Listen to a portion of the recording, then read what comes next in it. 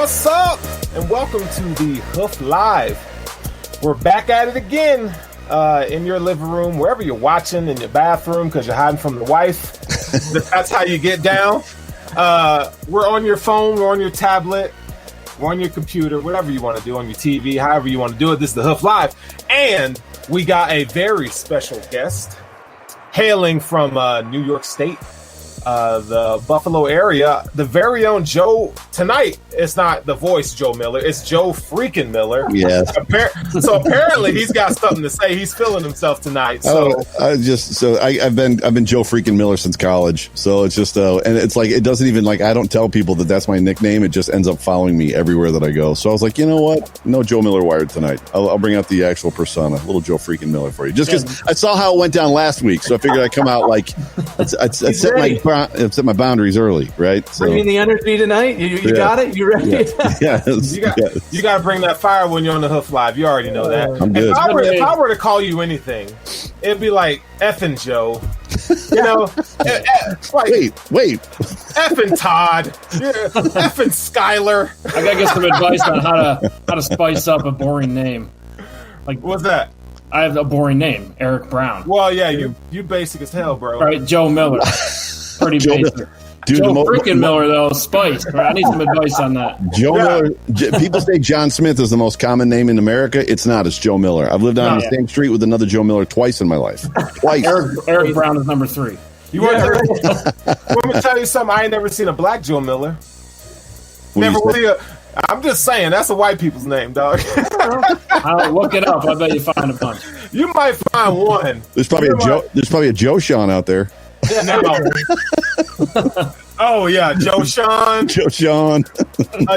DeQuan Joe. DeQuan Joe. Oh, that's hilarious. That's hilarious. Hey, but you know it's all fun and games. Nobody gets a pass here. It's just the way it is. We got Anthony up there. Anthony, what's good, man? Hey, I tell you what, I got a late Christmas gift in the mail. Heyo. My mom shipped me some Josh's Jacks. How about that? Straight from Wegmans. Mom for the win. Nice, Mom. Way to go, Mom. That was a hell of a plug. Did she send you 2 boxes or just one? Yeah, that's the thing. Just one. So I'm like, I guess I'm not opening it. I'm not touching it. That's the save pile now. How many times can you say Josh Allen is in my mouth? I don't know. Look Not at too many. Joe freaking Miller. Simmer down now, y'all. Simmer down now. We're just having fun. Simmer down now. Sterling, you got the red cup tonight? What is the red cup? We're talking about Sterling's got the red cup tonight. I don't know. I'm drinking water.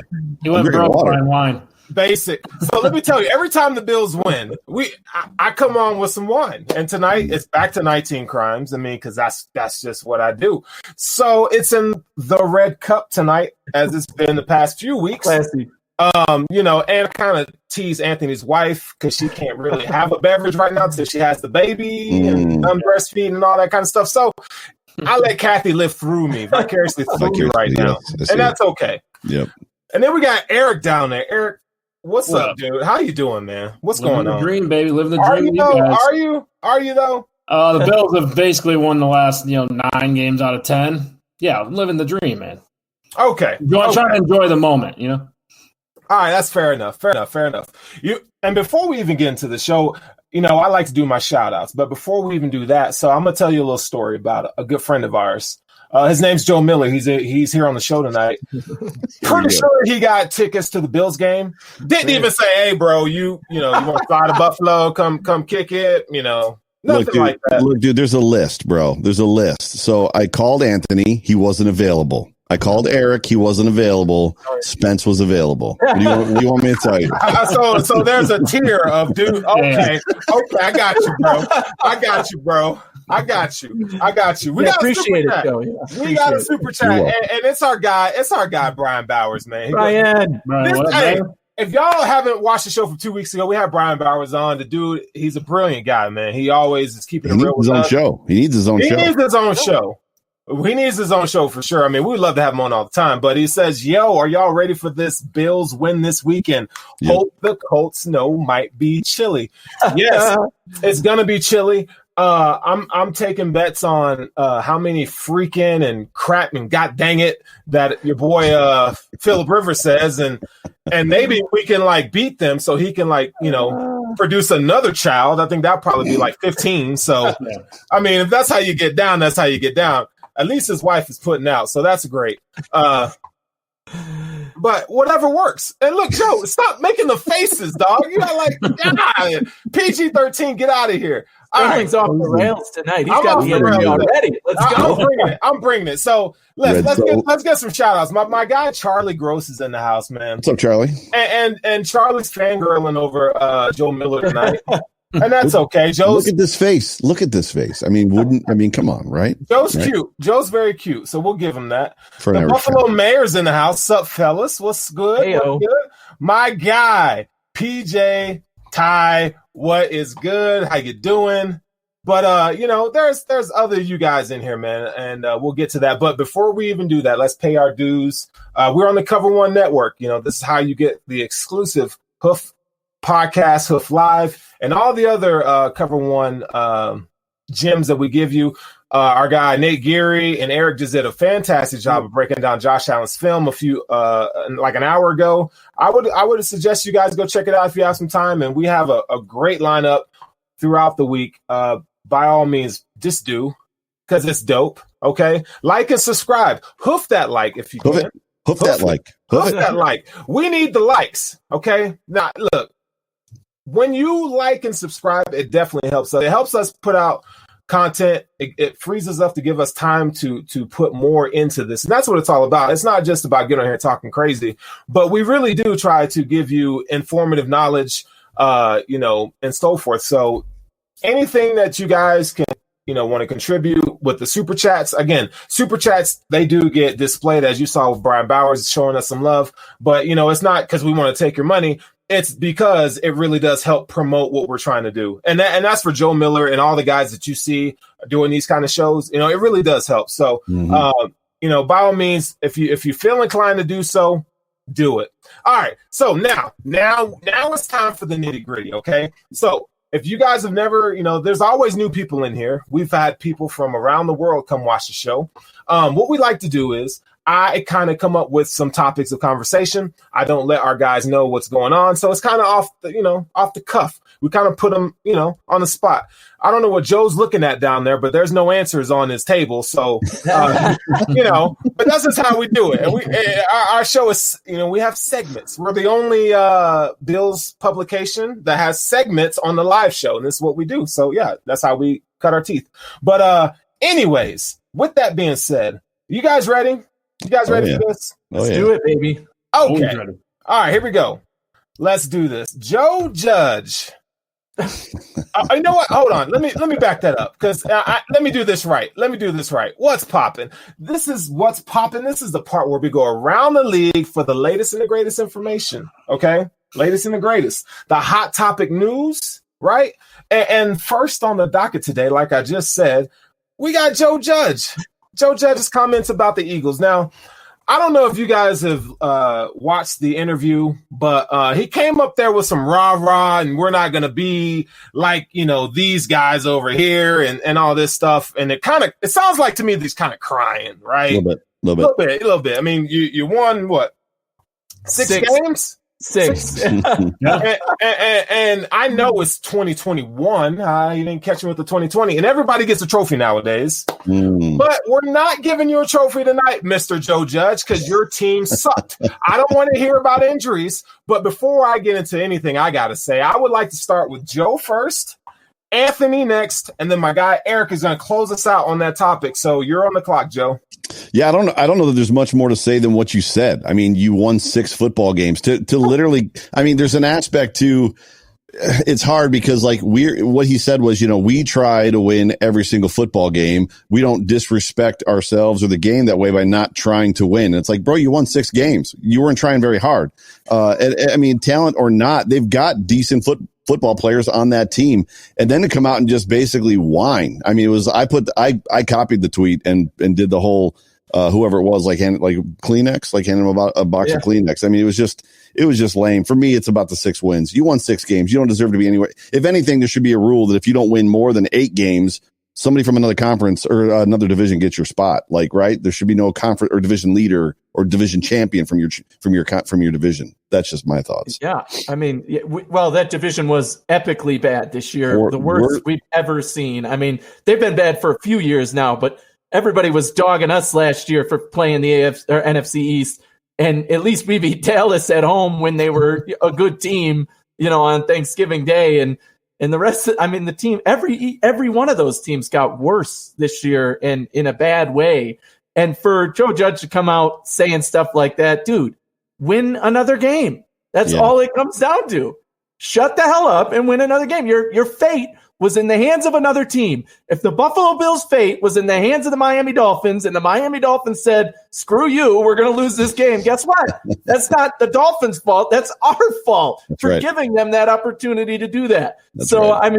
I'm sorry. You got to own it. Look, I get it. He's a young coach, and they're a young team, and they had injuries this year, and it sucks for them. And they probably could have capitalized if they had Saquon all year, or if their quarterback didn't go down for some of the games. But come on, what are you crying about, dude? It's over, man. The thing you're missing, though, Anthony. Get him, Eric. Get him. There's a Cinderella story with this, right? Joe Judge grew up in Philadelphia, probably an Eagles fan. Mm-hmm. I mean, could have won the game, could have won the division. Then the Giants play the Tampa Bay Bucks. Tom Brady plays the Giants again. That's a story. The Giants beat Tom Brady in the playoffs with a 6-10 record. I mean, imagine that. But all of it goes away because, I can't imagine that. Well, that's not fair. But the 8-8 Giants won the Super Bowl, right? They were 8-8 the year they beat New England. They were a 6-10 Giants. So, they were with no running back and no quarterback, no wide receivers. Hey, I think I'm into that story though, because it would be a good one. You guys are Tom missing. Brady loses to the 6-10 Giants. Sign me up. What about a cracked out Lawrence Taylor? Y'all forgot about him, didn't you? Yeah, that brings me to my next topic, kids. Don't do crack. Anyways, the part that's getting missed in all of this conversation is who made it to the playoffs in the NFC East? Who made it? Yeah, Washington, right? And what was the record? 7-9, baby. And who was the last 7-9 team to make it to the playoffs to be the division champion? It don't matter. Carolina Panthers, both teams coached by who? Ron Rivera, baby. The luckiest man in the world. The luckiest. The Buffalo Bills were 7-9 a million times in 20 years and didn't make the playoffs once. Rivera's done it twice in like 5 years. Hey, it must be nice to get 7 wins and get a division crown, dude. I mean, that's like sitting your team out half the season and be just like, whatever, dude. Just go out there and fucking play. No plan of action. Just go. He won play. 9 and couldn't make the playoffs one year. So, it's brutal out there. But this shows the weakness of the NFC, really, and even teams at the top, like Green Bay and New Orleans. Those teams got to play teams like the Giants and the Cowboys after all their injuries and all that. They're just so bad. I mean, the NFC it cannot shine the shoes of the AFC this year, and it's not even close. So we'll see when it comes down to it, though. When it comes to the Super Bowl, hopefully the Bills are there. Whoever comes out of the NFC, we'll see. So, first of all, I didn't even know who Joe Judge was until he got hired by the Giants. Let's be honest. How many people knew who Joe Judge was? There's not many out there that can say they know who the guy was. And part of me is like, okay, yeah, like you coming out, you're like rah-rah for your guys and stuff. But at the end of the day, this is the NFL. This is the most competitive sports league out there. And the parity in this league is, it's the margin is slim. Very. And you got to come out, and you can't say, well, it's injuries, it's this. We have a young quarterback, it's that.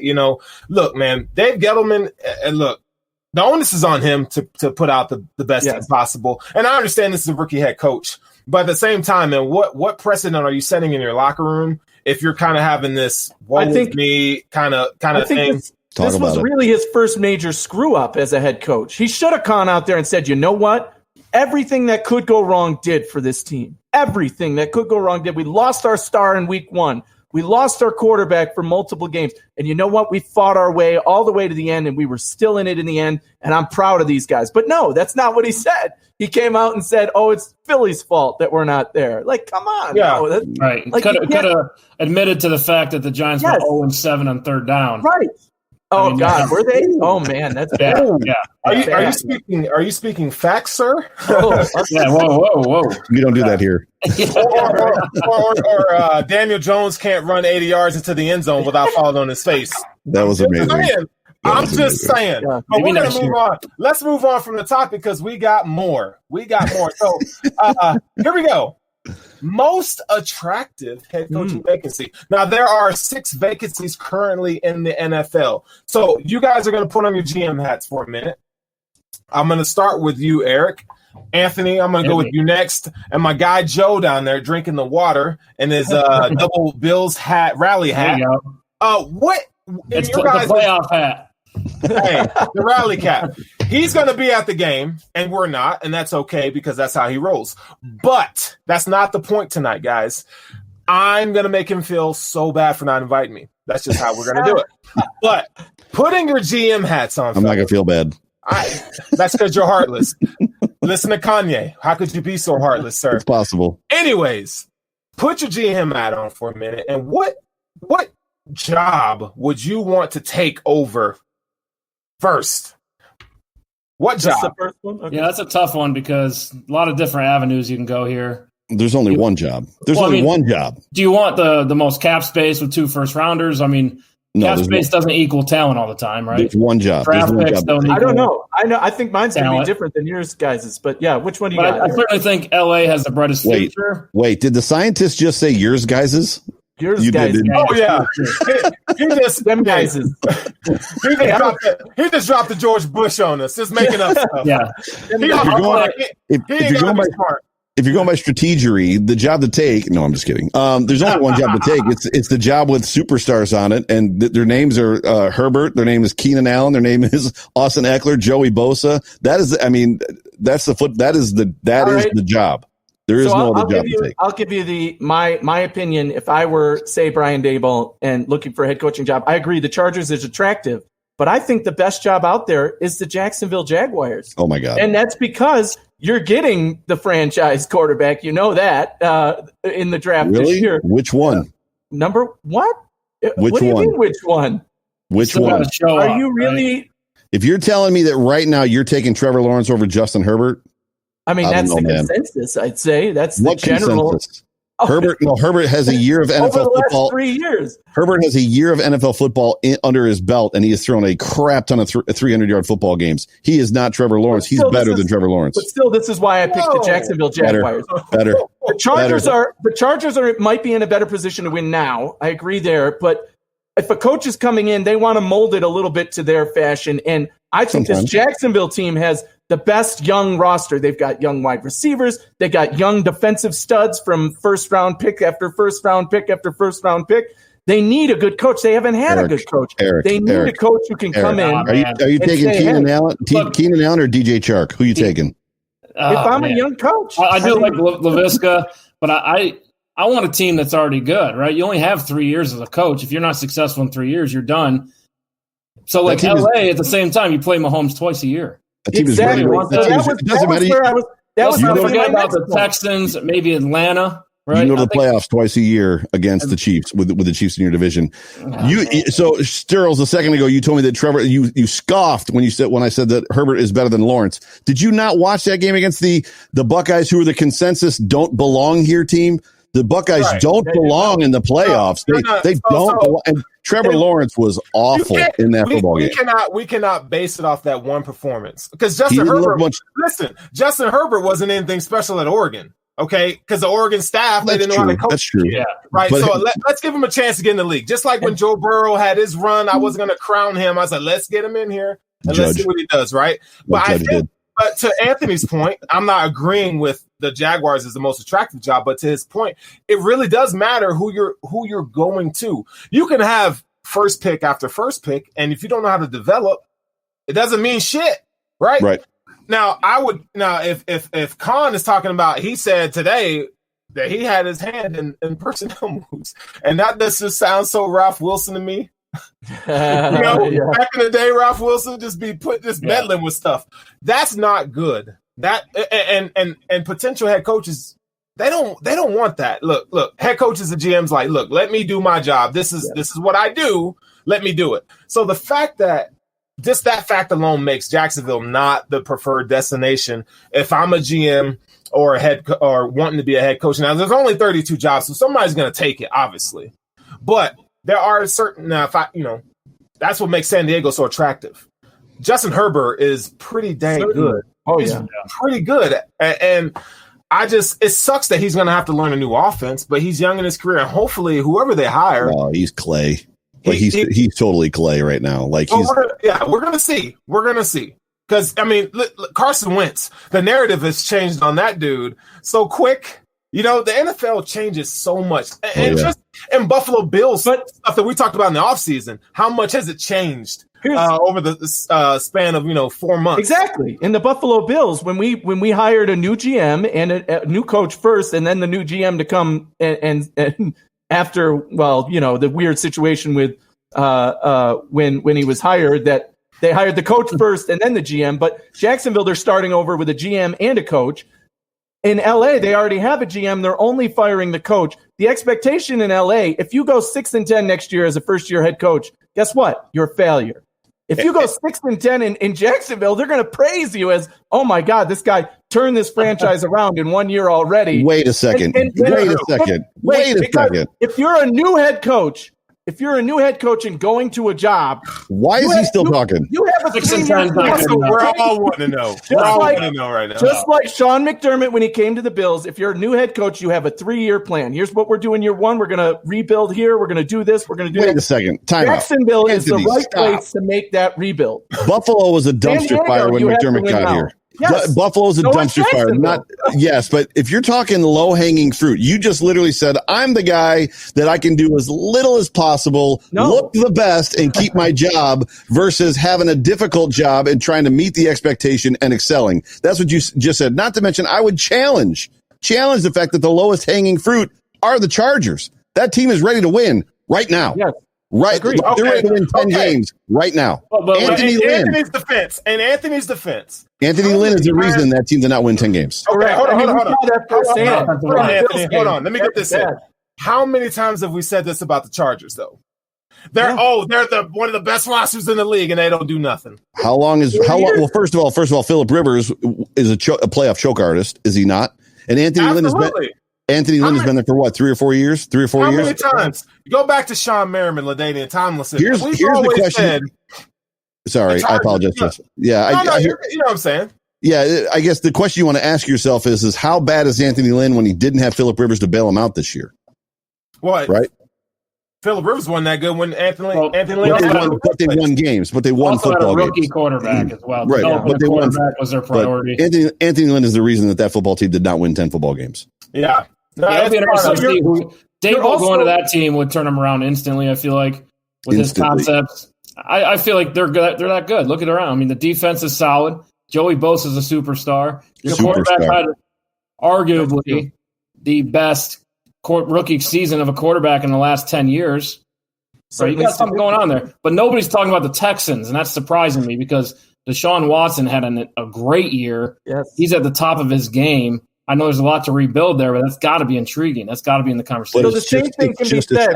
The same thing can also be said about the Texans and the Jacksonville job. That division is up for grabs. Tennessee is good now, but who knows how much longer they're going to have a dominant running back, like Henry, who, running backs fall apart after a while, and they don't just gradually fall apart. They fall off a cliff. So Who knows? He might not be the same guy next year. That division is wide open. I don't think Tannehill is carrying that team. He's a very much a substitute quarterback who is good in a position where he's not the focus of the offense.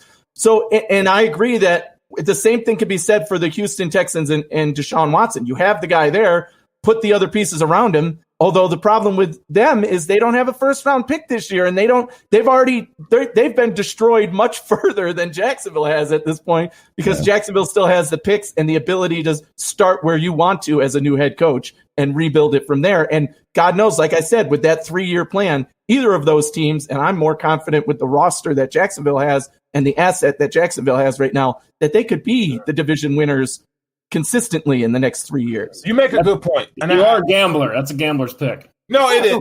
But he's got a good point. He's got a good point because that team's more moldable, if you will, and they have a lot of draft capital coming. So, what GM is not going to be like, I can make something out of that, right? There's GMs. Hold on, just let me finish. I'm not saying that I will pick it, but somebody's going to take it. Somebody's going to take the Jets job too. It's like the girl nobody look. It's like it's like going to prom and you got three that you could do, right? One's crazy and she's super hot. The other one is like she's middle of the road girl next door, and then you got the one she ain't all that, but you're gonna have a great time. Okay, Which one are you gonna choose? Here's the thing. Here's the decision you got to make. Here's the thing. Somebody said, "Hey, Brian." Brian went, "Yeah." The Jets are on the phone. They want to interview. He said, "Tell them I'm in the bathroom." Yeah. So that's the first thing. The Jets are going to get a coach regardless. The problem with the Jaguars team is the ownership is the first problem. But that Houston Texans, at least they've got a quarterback and Laramie Tunsil. They've got a quarterback and Laramie Tunsil. That's what they've got. At the end of the day, the biggest thing, and you hear every coach, every GM, everybody talk about it when it comes to building a team or starting a team over, got to find your quarterback. Guess what? The Chargers have a quarterback. Yeah. Because I don't care what you said it right, Sturls. Let's let the kid play first as far as Trevor Lawrence goes. I don't think he's going to be good in the NFL. He doesn't look like Joe Burrow to me. Like that's just how I feel. And I'm not saying I'm a prognosticator or that I'm right. I just don't see him as being like the next great thing. There's certainly a risk, right? Same thing with Tua. Right? There's the margin of risk with, you're a scientist, the margin of risk with Herbert is way smaller. Way smaller. Yeah, and he has a body of work. He has a body of work, but no one was saying that pre-draft about Justin Herbert. Correct. Right. So all I'm saying is, we got to give these guys a chance. Well, what happens if Fields ends up being the quarterback out of this draft class and he goes to the Jets, right? Now, He's the Justin Herbert of this class, right? How many Ohio State quarterbacks can we say that are actually good in the NFL? I agree. I don't think he is going to be, but it's a coin flip. This is the number.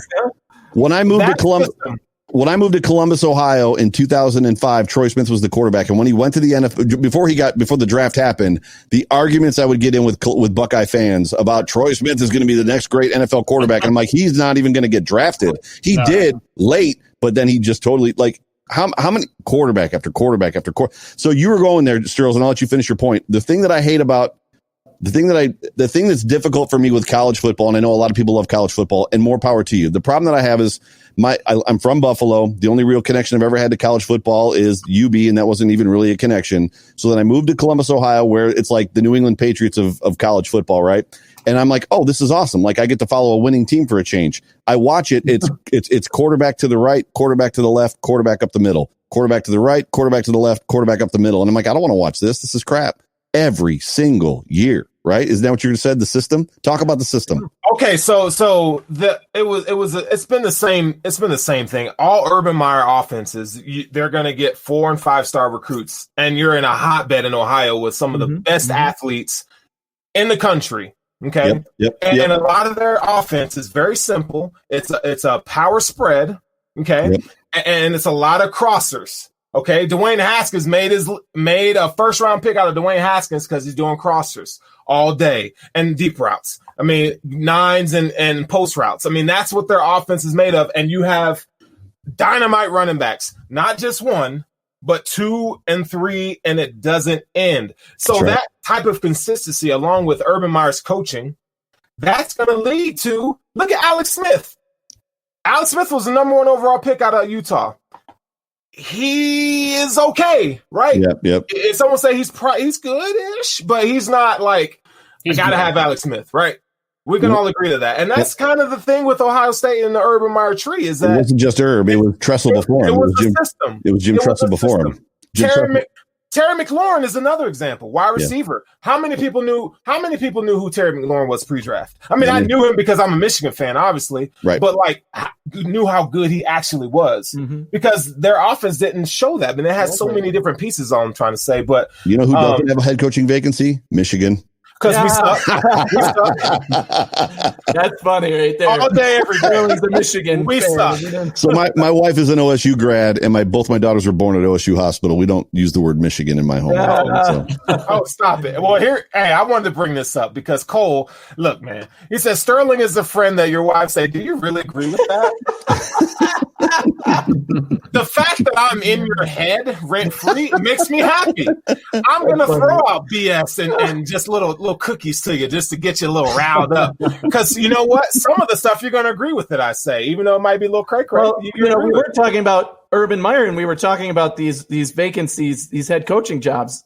I mean, as of right now, the rumor is the Jaguars' job is his if he wants it, but he's asking for $12 million a year, which seems insane, but apparently there's a few coaches making at least that much. So I don't know if I'm Brian Daboll, which I think is where we're going with this conversation. So I don't know if that's your next question, Sterling, but yeah. Where would Brian Daboll go? I would, if I was Brian Daboll, I would choose the Jaguars and the Chargers have to be the top two in that order for me, at least. But it looks more likely that the Chargers job is going to be available if Urban Meyer wants and takes the Jaguars job. Do any of these people human? And I get it. There's only one. You want to be one of 32, right? I want to be one of 32. Or do you go the route that the schmuck offensive coordinator up in New England goes or is going now? It's like, no, I just want to save the winning franchise, because why would you want to go someplace that's going to destroy your career, whether it's Jacksonville or the Jets or the Lions? Like these programs are never going to get turned around. Yeah, but $10 million a year. That's why. I mean, the Bills at least had a history of winning. You know, they were the 64 AFL champions. Like there's obviously the 90s runs. They've been good. So it's not, I'm talking about teams that have like never won, never even like rarely sniffed the play. Like, why would anybody go to these teams? Why would anybody go to the Jacksonville Jaguars to play in Europe every year? Like, there's only 32 of the jobs. You really like Daboll's shot is this year, right? He just gets to pick from what's available. He's actually lucky. There's a lot of jobs available. Well, I think that's the I would take the opposite opinion on that. I think it's Daboll's job to choose. Say he doesn't get Jacksonville or the Chargers, and they offer him the Jets job. He's got to be a top candidate. Thanks. Sure. I'm holding on for next year. Yeah, he's holding on for next year. Back to your Josh McDaniel point. Hold on. Real quick. My guy Greg, this is the homie Greg, okay? He makes a great point. Daboll did work with Tom Telesco in high school, so they have a relationship. And if you're a young head coach and you've never been a head coach before, you want to go into a situation where, one, you got a pretty damn good quarterback, and you're going to have a grace to learn and to cut your teeth. That's probably the best job for Brian Daboll. And if they don't hire him, there is a big problem, because Herbert has probably just as much ceiling, close to than Josh Allen right now. That's an attractive job, and I think Daboll's a shoo-in for that. But we ain't gonna go there. We're gonna have to kidnap Daboll. But that's enough coach speak for now. Wait! I want to ask one question. Go ahead. This is my question. So I just did the joke of the Jets are on the phone, telling them I'm in the bathroom, right? Crapping my brains out, like anything to turn them off and get them away from me. So basically what he was saying is, with the 6 weeks or 6 days, 6-day work week to get to the next game, short week for us, I don't want to do any interviews, is what he said. What if the Chargers called him this week? Or do you think like they already know not to call him till next week when they've got 8 days? So here's the deal. I don't think Brian Daboll is going to entertain that right now. I think there'll be underhanded conversations, because you have to say that. But he's in a position where you have one of the budding stars in the league, and everything you do from now on makes you more attractive. So let's say you do get into a situation with the Chargers, and maybe there's some things that you're not sure about. Maybe the leadership style, and you're not really feeling it. You do have Josh Allen, and probably you might just make it to the AFC Championship or even win a Super Bowl. So those are kind of resume builders you want under your belt. Sure. So I don't think he's going to make a decision, but I guarantee you there is some under the table conversations that are already been had, because Tom Telesco, that's his homie. Joe, if you were doing some great shit, or any of you guys, I'd be like, hey, dog, you already know. Hey, I'm trying to get tickets to the Buffalo game. This dude he ain't trying to hear me. I'll be like, you know what I'm saying? So don't tell me you ain't going to be like, hey, bro, like, it sounds off like the record. It sounds like collusion.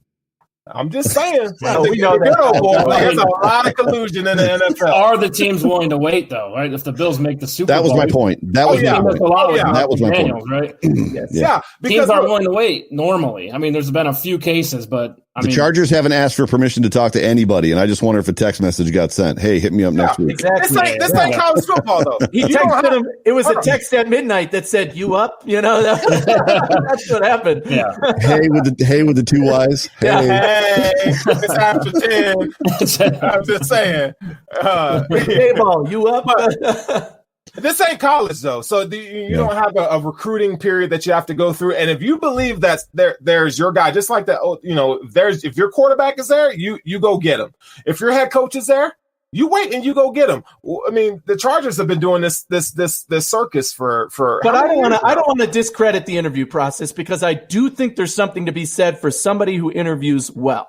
Sean McDermott. Exactly. Sean McDermott, who, when he was hired, most of us were like, the fuck, right? Like, who? You hired this guy? Yeah. Okay, here we go. All right.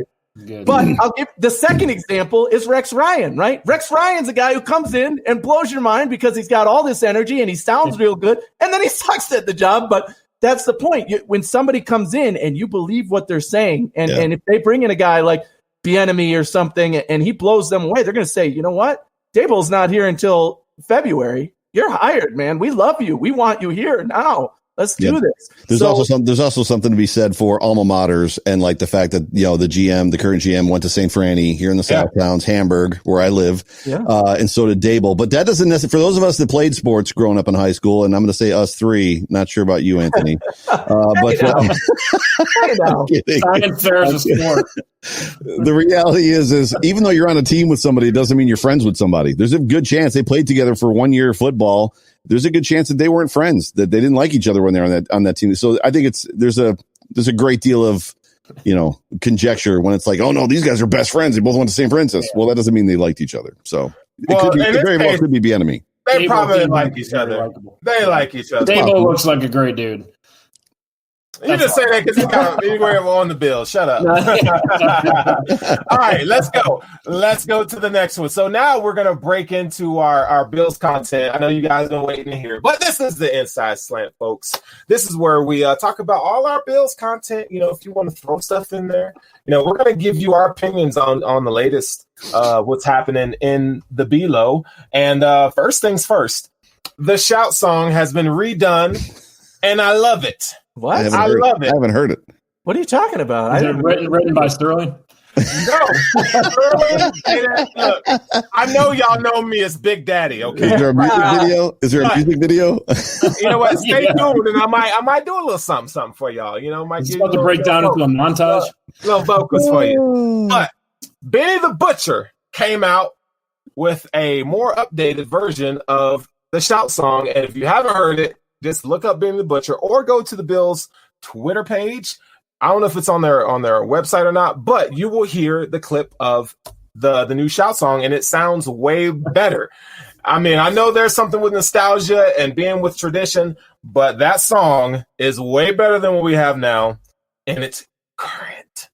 Okay? It's current, and I love that. We have one of the best celebration songs of any team I've ever. Some of the other teams I hear theirs, and I'm like, "That's your celebration." Miami song? Dolphins, Miami Dolphins, Miami Dolphins, number one. Miami Dolphins. Even the Eagles, with their Fly Eagles Fly. I'm like, that's your okay. I mean, I guess. Fly Eagles Fly is kind of cool, but it's not like ours is still better. The Shout song is still way better. Yeah, I mean, I don't know. I'm skeptical of this new Shout song, so I'll have to check it out after. The worst one is the Dolphins one, which also was the exact same one as the Oilers, and it's just a nasally Miami Dolphins. It's just awful. So. Listen, and if you're incredible, right? I mean, let's talk. I mean, if you want to go there, we could talk about the Dolphins. You're on some cocaine. Okay, anything in Miami comes with coke. I'm just telling you right now. Just But anyway, that song's a banger. Okay, that's all I wanted to say. It's a banger. It's a banger. But as we get into our Bills content tonight, fellas, now look, there is a lot to be said about tradition and things of old, right? And there was a conversation that sparked on Twitter, and it was: is this the best Bills roster / team ever fielded by the Buffalo Bills. And I wanted you guys' opinion. So, Anthony, we'll start with you. Oh, I'm so glad this one starts with me because, of course, you are. In the beginning of the year, in the beginning of the season, to even consider this would have been blasphemy beyond belief from anybody, any Bills fan. I don't care if you're the biggest homer in the world. You would have never even considered saying this. But right now, as we go into the playoffs, as we look back on this 16-game season, this team is the best Buffalo Bills team that has ever been. And they have the backing to prove it. They've got Josh Allen with his record-setting passing yards. They've got Josh Allen with the record-setting touchdown. They've got Stephon Diggs with his record-setting catches and yardage.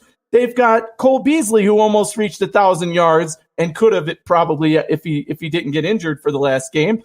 I mean, it goes on and on. If you think about the guys on offense, you think about Allen, Diggs, anybody, Dawkins, all them guys are probably going to be Bills legends the way we talk about the ones of old, right? And now you go to the defensive side, and you've got leaders on defense like Trey White and Edmonds, and the list goes on, and these guys are stepping up in the role. And the same way we talk about the nostalgia of the guys that we love through both the drought and the Super Bowl years, we now talk about these guys. And I'll give you one more, the special teams.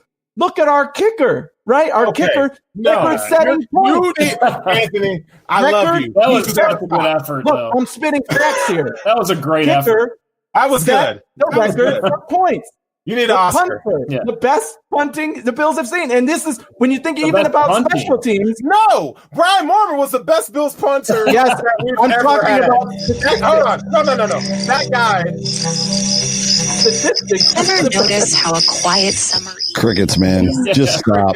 I'm telling you, man. No, I'm not. I'm just making the argument for why. Anthony, how many members of this football team right now do you think are NFL Hall of Famers? Potentially. We'll go potentially. Well, on offense, the fact that you couldn't start ripping them off is proof that you're wrong. Well, on offense, you'd have to at least say Allen, Diggs, probably Deion Dawkins. And there you go. Deion Dawkins. Come on. No, dude. Bruce Smith, Andre Reed, Jim Kelly, he's Orlando Pace now. Listen. This team is not better. The quarterback, when he finishes his career, is going to be better than Jim Kelly. He might be better than Jim Kelly was right now, which I know is a lot to say.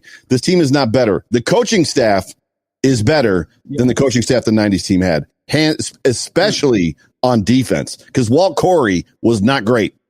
Yeah. Not great.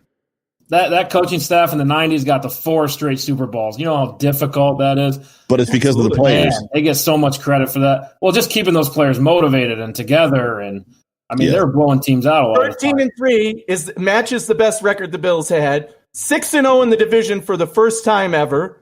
It's again, I'm not saying that you got to win a playoff game first. I'm not personally saying that I would choose this team, this roster over that roster in the 90s when we were going to the Super Bowl. But there is definitely an argument to be made in the favor of this being the best Bills teams ever. And again, statistically, the kicker set the points record, the punter set a record. All of the players, top to bottom, and I agree that most of it has to do with the coaching staff. Somebody needs to get Greg Thompson. Greg Thompson, I know you've got admin rights. Just jump in here and tell him why and how like the NFL is different now, and those stats he's cherry picking are not like. No, again, I'm not trying to say. I'm definitely not saying I want this roster over the Jim Kelly, Andre Reed, all of them. You said they were better. You said they were better. This team is arguably. You went as far as to say that our special teams now are better when freaking Steve Tasker was on that football team, and so was Mark Pike and a host of other guys. Yeah, I'm telling you, there's an argument to be made that this team is the argument. best. So when this team wins the Super Bowl, what do you say? They got to win it first. They got to win a playoff game. We win a playoff game first. Look, I'm all about. Y'all know, like I am all about the new, what's shiny. Let's get it. There is something to be said about the 90s teams. The way that roster was constructed was masterful. Okay, they did it in an era where there was no free agency. That makes it a little bit harder on what they built. Okay, and the way the offense is played nowadays, back then it wasn't the same. You really had to work and grind for every inch on offense, every yard. It was different. Ask Jerry Rice. I mean, Jerry Rice, he'll tell you that shit wasn't easy. But there is something to say about what's going on right now. And I'm not saying you're right. I'm not saying you're wrong. There is a place for those 90s Bills, right? But I think now if you say, dude, this Bills team right now has the potential to outperform them, absolutely they do. But it's going to be harder because there's a salary cap and there's free agency and so forth. It just depends on how good our GM, Brandon Beane, and those guys, how they bring in new players. But the 90s team, there's a reason that they went to 4 Super Bowls, right? There's a reason. So we got to give them that. Now, we, on the other hand, right now, those of us who are in our 30s who got a little glimpse of what the 90s was about, we got to win a damn playoff game. Yes, we got to show that we're real, okay? And I got a little something for you. So the last 5 Bills playoff games, the Bills have averaged 16.4 points a game, ranging back to 1996. I don't know where you guys were, but I was only 13 years old. Now, Joe Miller's probably 40 at that time, but I was only 13, dog. That's Mr. Miller to you. Mr. Miller, guys. But hey, we have a super chat. So first of all, John DeFazio, that's an awesome last name, by the way. Great show, fellas. Pump the brakes, bro. Comparing the 90s team. Yeah, I'm feeling this team, but I seen and met those guys in the 90s. They were magical. So apparently, well, first of all, thank you for watching the show and thank you for supporting us. We really do appreciate it. And without those kind of contributions, we wouldn't be able to do what we do. So we appreciate it. But now we're going to attack this. So Eric, I'm going to give you the opportunity. I'm going to give you the floor to, he's talking about like the 90s team was Willy Wonka. Okay. And he's passing out golden tickets. Come on. Don't put me at that extreme. What are your thoughts on that? I mean, it's a different game. It's hard to compare. You'd have to talk to a guy like Joe who's been there, like just the feeling. What did his team overcome? The details, like the big moments during the season. I mean, all that stuff matters. But the evidence for me, it's in the records, right? 13-3, 2 seasons in a row, 11-5 the season after that. I mean, 4 straight Super Bowls. It just speaks for itself. 4 straight Super Bowls gets me, puts me over the top. And, we're not real sure what this team is yet for the Bills. Like 13-3 is great, but we got some playoff games to win. So about 3 weeks ago on my show on the Overreaction podcast, I literally said, to answer your question, Eric, the difference between this football team, this was 3 weeks ago, 4 weeks ago, just to set the context, the difference between the way that we feel about this football team now and the way that it felt in the 90s was it didn't matter what the score was. It didn't matter what the team was playing like. It didn't matter what quarter it was. You knew that they were going to turn it on and come back and win. You just knew. It was almost like probably being a Patriots fan. You never had doubt. There was very, very rarely an occasion where we got taken to the woodshed and got it handed to us. And the funny thing is I remember those games, the Chiefs game in primetime with Christian Okoye, the Steelers game, but I also remember Jim Kelly throwing 3 interceptions in a row to open the game against the Bengals. And I think they scored 2 touchdowns and a field goal off of it, and we won that game. I remember them scoring 3 touchdowns in 90 seconds in Vegas or in Oakland against the Raiders. Like, you just knew. And 3 weeks ago, what I was saying is we're beginning to approach that time with this team where it's like, no. Like, if they're not playing well, and it happened this past weekend against the Dolphins, they were kind of having a little bit of a hard time figuring it out and trying to wonder what the Dolphins were doing on defense. The line was doing that amoeba thing, and Trent Green was loving talking about it. It was, oh, look, they're all over the place. You don't know who's going to drop out. Sure enough, 3-4 series in, Allen's got to figure it out. He's throwing darts all over the field, right? I mean, and that's literally, that was the feeling. You just knew. There was just a quiet, cold confidence. You knew they were coming back and going to win. Well, that's like saying, you remember you watched Fresh Prince of Bel-Air and they dropped the to be continued at the end of the show. I remember the first episode. Do you? Of course, dog. That's my show, bro. That was an age joke. I was talking about age. I got you. But can we put something to bed real quick? And sure. I know people are going to roast me for this, but Josh Allen's better than Jim Kelly. Josh Allen is better than Jim Kelly. They're different quarterbacks for sure. Yeah. It's look. I'll say this in Jim Kelly's defense. In Jim Kelly's defense, you don't win one. That's the problem. Hang on a second. Jim Kelly had to get hit a lot harder than Josh Allen will ever get hit in the NFL. Have you seen Josh Allen come back year after year and game after game and do it? Jim Kelly is a hard-ass quarterback who can win. Anthony's Josh Allen is a talented. He's definitely more talented than Jim Kelly was. But in terms of hard-nosed football, give me Jim Kelly all day long. But talent-wise, what's funny is had more than one good year. What's funny is the Bills go to 4 Super Bowls in a row, and before that, they went to the AFC Championship game and they got bounced to the second round of the playoffs, and they did well even after that. But they do all this. They're the winningest team in the 90s, and everybody's like, yeah, but look at the team around them. They had 9 Hall of Famers on that football team. And then when they talk about losing the Super Bowls, it's like, yeah, Jim Kelly couldn't close the deal. Like, well, what happened to the 9 Hall of Famers? They were on the football field with him. They don't say that about Montana. They don't say that about Brady. Now, there's something to be said about getting it done in the championship game. I don't care.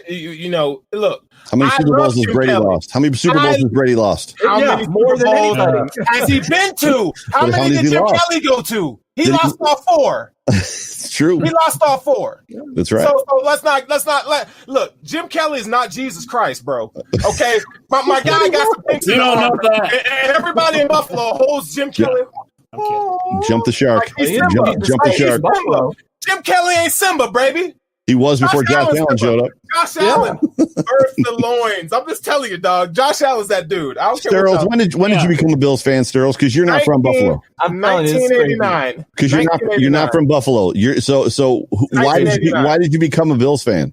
You want me to be completely honest? Yes. Because the Falcons were terrible, and there were no Tennessee Titans. Y'all know I'm from Tennessee. I'm a Southern boy at heart. But what team did you watch and you went, holy shit, they're good. I like them. The Bills. And who was the quarterback? Who was the quarterback? Jim Kelly. But that's not why. They had great uniforms. Stop. Okay? I love Sterling. Here's my problem, Sterling. Y'all. Look. Josh Allen wasn't any good until Jim Kelly said he could be. All right. So in Buffalo, Jim Kelly is the bottom line, right? If Jim Kelly had said he's all right or whatever, he's like he did with all the other quarterbacks we drafted. But when Jim Kelly met Josh Allen, he said, this is the dude. Let's get this to the is the guy. Anthony, continue. This was like, pardon the interruption. I would hit the mute button. John DeFazio coming back again. He says the difference is even the national media wouldn't dare doubt the Bills in the playoffs. #comeback game has never happened since. And there's a place for history. I'm not saying that there's not. All I'm saying is, can we just look, maybe you guys don't want to recognize this, but I'm just telling you right now. Why don't you just sip on it and pray on it a little bit? We all agreed that Josh Allen is better. I said Josh Allen's going to end his career a way better quarterback than Jim Kelly. We all agreed. The problem is you can't. For some reason, there's fans that can't put Josh Allen up here without pissing on Jim Kelly. That's the problem. Both are great. Yeah. No, Josh Allen's great, and I'm going to stomp on Jim Kelly while I say he's great. Why do we got to stomp on Jim Kelly? Like, let the man live. He's a Hall of Fame freaking quarterback. Like, let him be a Hall of Fame quarterback. Fair. Yeah. And the human being he is in Buffalo too, right? That's why he's still got there, because he still means a whole bunch to that community in Buffalo. I mean, he is the Pope of Buffalo. Okay, Jim Kelly will always be the Pope. Okay, let's get that wrong. All right, but I'm just saying sometimes the Pope, he don't always send blessings. Okay, and all I'm saying is my guy Josh Allen's better, and I'll never not. It's a different game. It's a different game. Yeah. I'm just telling all the fans that, it's okay to like 2. You can like 2. You don't. Not like 1. You don't. I love Jim Kelly. I don't know, man. You might want to watch the tape back. Oh my God. Look. Here, look, the comment section is out of control. Anthony's wife. Look, my Tuesday nights would be so boring without the Hoof guys. And girl, you are right. And what we bring to the table, I'm just saying, it's going to be hard to because this stuff is great. Our content is great. I'm just saying it. I'm just too. You know what? Our show is better than the 90s Bills. How about that? You got to go look at the 90s Bills shows. Because I ain't got one. Joe Miller left. That's all right, because he's going to go get my Bills tickets to the game this weekend. I already know what's up. Look. Guys, I'm just joking. Yeah. I'm just joking. Fake Bills fan hosting a Bills show. Look, I am just joking, guys. Look, it's okay to say that we're better than the Bills shows of the 90s because they didn't have one, because they barely had TVs. You had to literally put aluminum foil on the damn antenna, so you be sitting over there like, is the picture there? I'm just saying, bro. I'm just saying, Joe, get your ass back in here. Quit playing with me. All right, next. Can we go to the next? I put you guys in timeout. That's what I did. Yeah. You just took a page out of Jay Spence's book. That's what he be doing. Tua. Oh man, talk about it. 3 interceptions. How bad did you want that 4th interception? How bad did you want to be able to say the dude that came in with 2 tripled his interception count against us? I mean, it's like, come on, man! I wanted that 4th one so bad. A couple that might have been caught. Eric, go hit us. Start us off. Tua Tagovailoa. Well, this is what we all had questions about, right? This is why Tua was ranked low on my quarterback rankings for the draft, right? I had Herbert ahead of him, and we just weren't sure if his game would transfer over, and it looks like the decision-making needs some work because the interceptions were bad. I don't know. Yeah. I mean, one of them looked like I think you guys agree. I was like, did they just punt? Oh, yeah. That was a pass? No, what happened? But, like, I feel like the coaching staff put him in this position by not letting him learn earlier, right? By bailing him out with Ryan Fitzpatrick. You know, now you have to kick the can down the road, and he's going to have to go through these growing pains. You know, and when it matters, right? And it did matter for them. And here growing pains show up, and we'll see if it carries over to next season. But I'd say he's behind the curve when it comes to development. 115 ain't wrong. You're talking about a dude that ran for 2,000 yards in 14 games. Listen, bro. Hey. Listen, we're not talking about the 60s, dog. And then he killed his wife. It's like talking about the Beatles. And OJ did it. And if I was OJ, I would have done the same damn thing. Okay, I ain't gonna lie. Give me that damn glove. Y'all see my big ass hands? That boy, hey, he know he did it. Y'all know he did it. But that's for another day. All right. But we ain't talking about them damn 60s Bills, okay? Listen, there's something to be said about everything that we're saying right now, right? Like, you guys are making some great points. And Tua, I've not been a great fan of Tua. I'm not a fan. Pre-draft, I said, I don't know how good he can actually be. Now, the jury's still out, but early returns say the Dolphins should be thinking about drafting a quarterback. Well, I don't know if I go that far. I think it's too early for them to. You just invested a 5th overall pick in this kid. You better give him a chance. He better be your savior. Any other organization, if that doesn't work, guess what? You're fired. What happened in Arizona? They started over. They fired the damn guy who drafted him. And they did, and they're better. That cost you your job in that case. So you're invested into it, whether you like it or not. Go ahead and draft a quarterback at 3. The Bills would love that, but I don't see that happening. The thing with Tua is exactly what Eric said was right, that they didn't give him the time. They didn't give him the chance. Once you went to Tua, it should have been Tua's job, period. Let him learn in the NFL, just as we did with Josh Allen. Trial by fire. It wasn't always pretty, but the guy learned, and he took a step the next year. We have to give Tua that opportunity, too. The Dolphins have to give Tua that opportunity. He's now shown what he can be. He has to move. The problem I have with Tua in this game, we have a super chat. Comma. Listen, hold on. Let me mute for you real quick. Hey, look, John, I don't know what your wife do, but I don't know if she's watching you tonight because you are dropping some serious coin, and we appreciate it, okay? But real talk, he says, we fans in the age of 38 to 50, I am not 38, but Joe Miller is probably around 50, are loyal to the Kelly teams, no doubt respect the past. However, we've been waiting for the next level. That dude, see, he's even trendy with this. That dude. And we finally got our dude. If you want to throw a little something to, Joe, give me a good 90s show. Back to the Future, 80s. That 80s. Probably be the dude. Yeah, but we got that dude times 3, quarterback, coach, and GM. So he's on board. It's true. He's on board.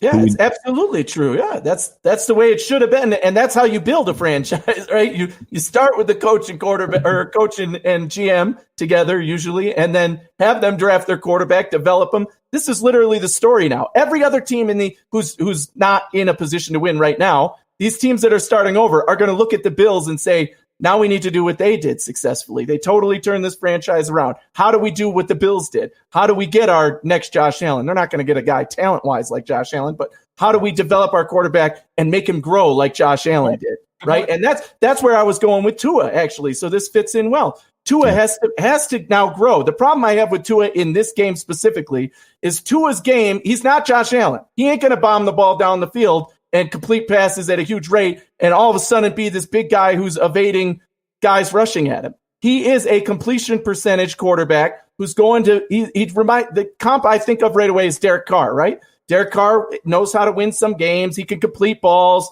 He can throw balls here and there. Tua's a better runner, obviously, and Tua can do a little bit different things. But when you're supposed to be that kind of guy and you throw 3 interceptions and your completion percentage is not that great, what was he? I think 21 out of 45 or something like that. So he was 60%. 60% against the Bills. And some of that was in the garbage time when they were backing off. So, I mean, it was still not a good performance from Tua on any level, especially to end the season. That's the last you're going to see of him. Hopefully he's a guy like Josh Allen now who says, that left a bad taste in my mouth, and now I'm going to work 10 times harder in this offseason to get better and correct those things. And let's remember, he came in a COVID season where there was no real preseason, where there was no real in-person stuff. So he can learn and grow from that real offseason of, training camp and workouts and all that good stuff. So Tua still has a chance to grow, but was not a good performance for him and not a good taste in the season and not a lot of confidence coming from Miami. Just throw him out there and let him do his thing. The good news is I didn't get to answer about Tua, so I get a chance, right? So, well, if Anthony's talking, you might not. Bro. Well, no, but yeah, they just run on. The sentences run on, and then. That's why I was yelling "comma" in the microphone. I love you, Anthony. You know I love you. So the good news for the Buffalo Bills is, in my opinion, is the fact that Tua is probably going to get a chance to try to fix it, try to correct it, and try to develop. Everybody's on the Josh Allen train. Well, if Josh Allen can develop, then anybody can develop. For me, mindset, yeah. I think Derek Carr is a bad comp. I think, we talk about arm talent. Yes, Tua in college was a very accurate thrower. I don't think accuracy is arm talent. I think those are two different things. I think Derek Carr has a lot of arm talent. Sure. Granted, he's not maybe the athlete that Tua is, but when you look at the balls that he threw around the yard on Sunday, they were Phillip Rivers-esque. I mean, like floaters, kind of like they were launched out there. Phillip Rivers-esque, you mean, not like good Phillip I'm just Rivers. saying, just in general, there wasn't a whole lot of hip thrust in them. They were just kind of balls that were thrown.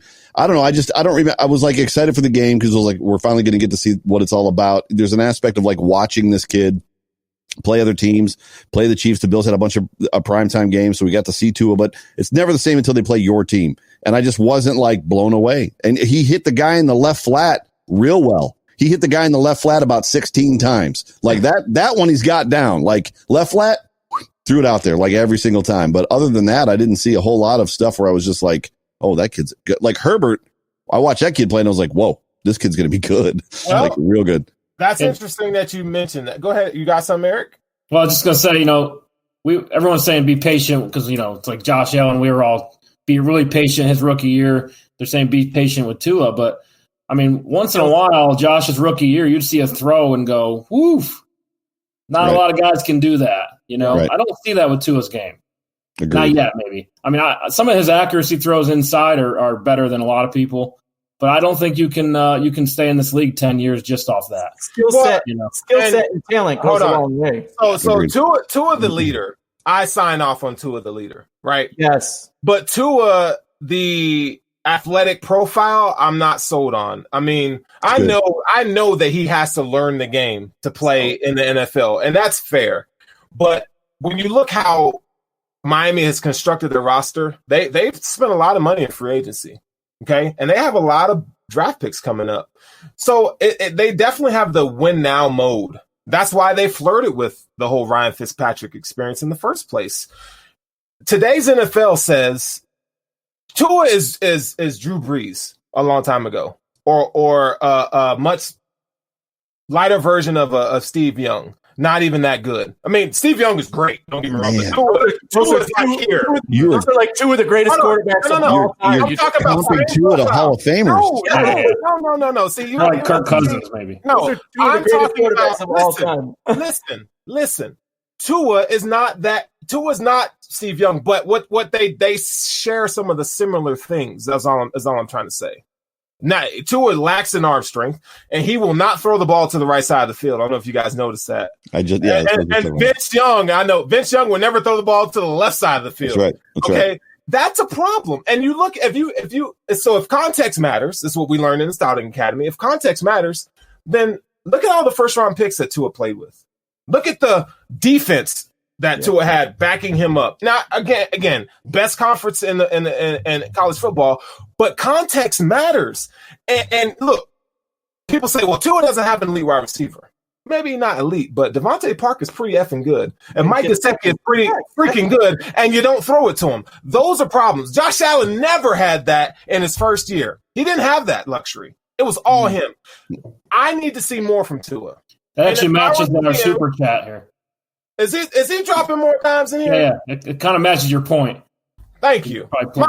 John DeFazio, that's $50 tonight. My issue with the national media will provide 7 million excuses as to why we should be patient with Tua, but with Josh 1 year? Yes. Year one, he was a bust, really? No, I wouldn't say that. No, but I was on the train. I think this is a problem with that. It was the evaluation in the draft, and that's where the difference matters. Most of the draft experts, as we know, thought Allen was a bust and would not be good in the NFL because he didn't play anybody and he couldn't even win at Wyoming and all this stuff. But he had the skill set. Nobody could deny that he could throw the ball harder and faster than any of the quarterbacks coming in the draft. Now with Tua, everybody was high on Tua. Why? Because he did play in the national media spotlight, because he did win national championships, because he was on a successful team. But I agree that is wherein lies the problem. I am not a national scout.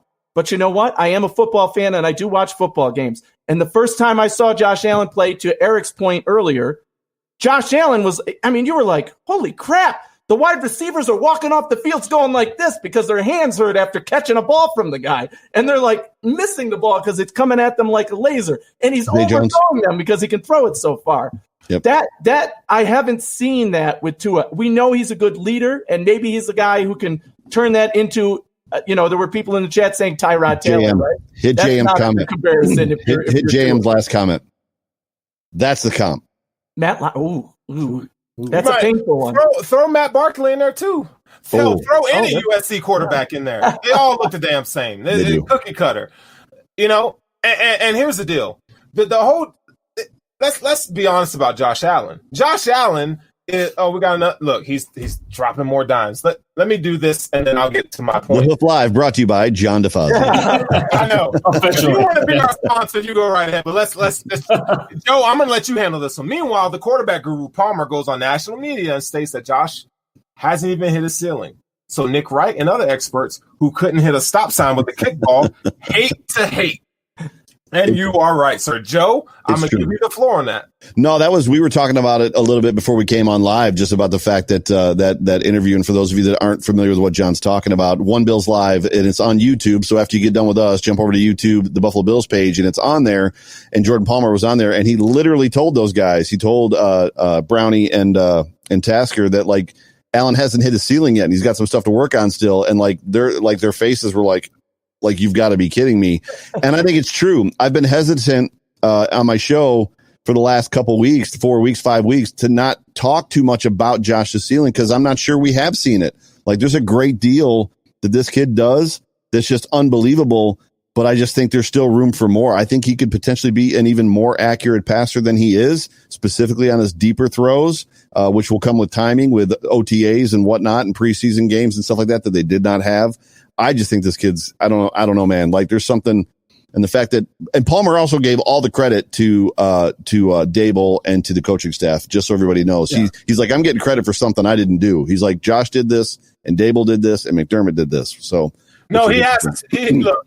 Let's be real. That man got to say that. He gonna be he gonna play humble, but for sure. And heart of hearts, he's like, hell yeah. Y'all know, y'all see me back here. Yeah. And I want to say about Josh Allen. He's also got some other quarterbacks working with him that weren't taking. That's what I was just going to say. He's got a gold bar in one hand and a pile of turd in the other hand. It's like, Josh Allen he's the outlier. Okay. And my guy Charlie Gross will attest to this. There's a lot of lazy scouting going on, and nobody really knew what Josh Allen was going to be. He was put in a horrible situation. Yeah. He wasn't given the opportunity that a lot of top 10,000 reps behind, they said, right? I mean, this is 20,000. If you want to talk about the perfect underdog story, just look at Josh Allen. Okay, he is the epitome of a feel-good story. But it's so cool that the Bills, like, we see other teams get these kind of guys, but that fact that the Bills have this guy is fun, bro. Here's the problem I have with that part of it. These guys, a lot of it is just they're so attached to their draft analysis or whatever that they don't see with their own eyes what's happening. Because I've been preaching this for 2 seasons now, that All Josh Allen has done is showed us that he can improve and improve and improve. And now he's doing it even faster and even better. And so there's no reason as a scientist, it's like, look, everything, the facts, the data, your own eyes, everything you're seeing is showing you linear growth with this kid. Absolutely leap after leap after leap. So right now, your hypothesis has to be he's going to take another leap next year, as improbable as that seems, because he's gotten so high now. That's literally all he's done is improve, improve, improve. So those guys who came into this scene saying Josh Allen's somehow reached his ceiling, that's just ignorance. Every single year he's gotten better. Why would you not think that he would suddenly reach a peak and not get better? Like everything he's done I'm talking from college all the way through, from junior college into college. Then as he got to the NFL, I mean, it's just step after step after step with him. So I could see why Jordan Palmer believes that. We need to let the guys like Nick Wright off the hook a little bit. So in these panel shows, the times that I've done some panel shows like this, I mean, you're always looking for guys to take different sides. So there's actually conversation. We can't all get on here and agree. Nick Wright is a huge Chiefs fan. I'm sure he feels the threat of Josh Allen a little bit, but he's also paid to be the negative guy. He doesn't care about what we think. In my opinion, he's not PFF. There's Aaron Schatz. There's guys out there that have signed the apology letter that literally were just talking trash to talk trash, and they just wanted to trash. They wanted their projection to be right, and that's all that it was. Nick Wright is just talking because that's what he's paid to do. Like, I guarantee about the Nick Wright thing, clearly he's just looking for clicks. But yes, he made that bet with Colin Cowherd on the ketchup and mustard thing, and I was pissed off. You know why? Because you don't deserve that treatment from Bills Mafia. You don't deserve the ketchup and mustard, buddy. You can go home and cry, wear a diaper on TV or something. You don't deserve the Bills Mafia treatment of the ketchup and mustard. Meanwhile, we talk about them. Can I get some miracle with some relish or something? It works. The biggest thing about all the pundits and guys still show up on Twitter now and say, because the narrative has changed, not officially, but it's really close to changing on Josh Allen. But there's so many people now that are on Twitter that are just like, well, nobody knew he was going to jump this far. And it was like, if you watched his games last year, you knew that there was something there. Sorry, Sturls, I keep jumping on top of you. I'm sorry. It's okay, man. You didn't give me any tickets anyway, so I understand. There's more games coming. You know that, right? Nah. Yeah, I don't think so. Hey, but Joe freaking Miller in the What's house. Up? Just so What's y'all up? know, Joe's in the house with us tonight, and we love having you on the show, Joe. Appreciate it. Let's talk now. Let's move. We talked about the quarterback and the ceiling. We all have our opinions on Josh Allen and what his status and what his prospects could be. Let's talk about what's in front of us right now, and that's this playoff game against the Indianapolis Colts. Yeah. Okay, this is what we're going to end our show on tonight, because first of all, we haven't been here in a long time. It's been a very long time since the Bills have been this good. 1991. Hosting a playoff game, which only 6,700 and whoever Joe Miller knows, because he's going to be there. I'll be there. I'm not, but he's going to be in attendance so he can spread his wings and just take in the air. I believe I can fly. Yeah, right. Yeah. Joe Miller better not be able to talk after this game. All right, I don't want any. Hang on a second. I'm a professional vocalist. I can't scream too much. So Sterl knows what I'm talking about. This is how I earn my living, and it's not through this hobby of talking in this microphone. It's from singing. So I gotta be careful. All you gotta do is your 1/6700th. All right, that's all. Listen, there's throat coat, there's tea and honey, baby. Joe knows what I'm talking about. So let's talk about this game, though. When I look, first of all, let me go into this. So when I looked at a couple Colts games, I'm not done with my evaluation of them. I'm gonna be honest. I haven't really paid attention to the Colts this year. I do love Jonathan Taylor. I wish the Bills would have drafted him, but that's for another topic, another day. When I look at this Colts team, there's nothing that scares me. I mean, they got DeForest Buckner, and he's great. And they're mean in the trenches. Okay, they're mean in the trenches, which I appreciate. But in the playoffs, what? Now this is not a trick question. I'm going to ask each of you guys real quick, and don't, Anthony, just give me the answer. Give me the baby, not the birth pains, and we're going to keep moving. Okay, it's the after stuff. It's the what's it called when you have the depression afterwards? He's great. He's a doctor, so he gives us like everything. I don't need it. I just need the one thing. He bursts the baby, and then you got 5 minutes of postpartum depression afterwards. It's like It's not the birth pains. That ain't the problem. I love you, Anthony. You know it. Hey, we gotta bust your chops, Anthony, because Anthony's on everybody's show. I mean, he's a hot commodity, apparently. Yeah.